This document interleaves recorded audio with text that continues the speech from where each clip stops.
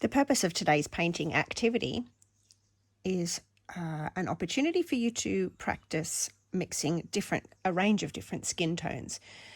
You'll have had a really close look at Van Gogh's self-portraits and portraits that he painted of those around him, his friends.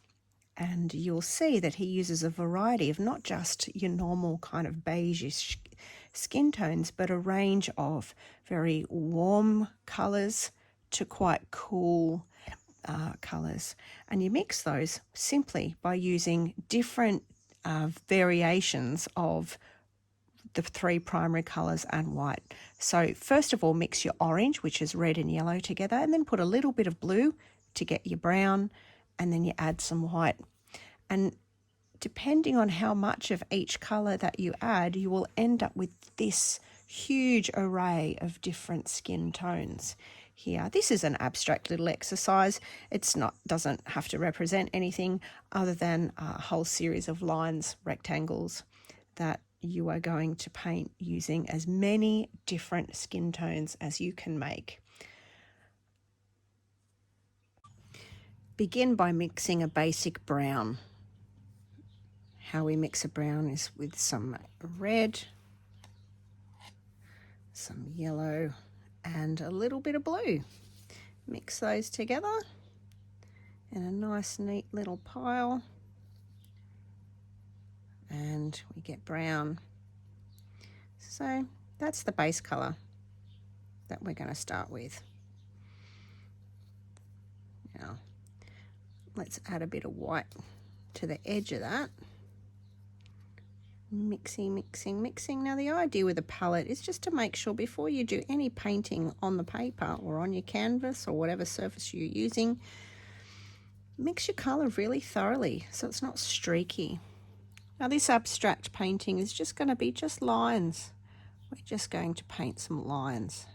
And remember, the whole purpose of this is to try and mix as many different varieties of skin tone that we can. And we're just going to paint lines. And the reason why I paint lines, because it teaches you to hold a paintbrush. If you hold a paintbrush like a pen all the way down here and you try and paint like this, it's going to be really fuzzy and make ugly lines. What you want to try and do is hold it a bit further away from the bristles and paint. Hold your brush in the same direction that you want to paint. If I wanted to paint a line horizontally, I'd hold the brush horizontal, but I want to go up and down. So if you add a little bit more white to that one that you've got, creates a different skin colour. I'm going to add a little bit more white. And again, creates a different skin tone. So we're going to fill up the whole page with different skin tones, just so we can practice. I want to add a little bit more blue.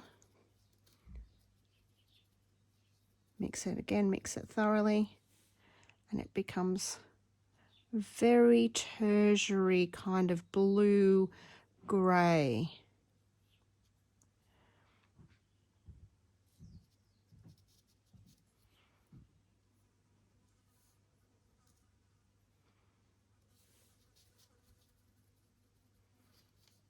So here we've got some cooler skin tones because we've mixed them with the blue. If we want warmer skin tones, we can mix them.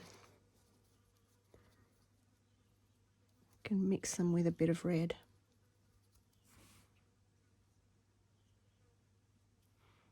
Put some orange in it, and we get a different version of a warm skin tone.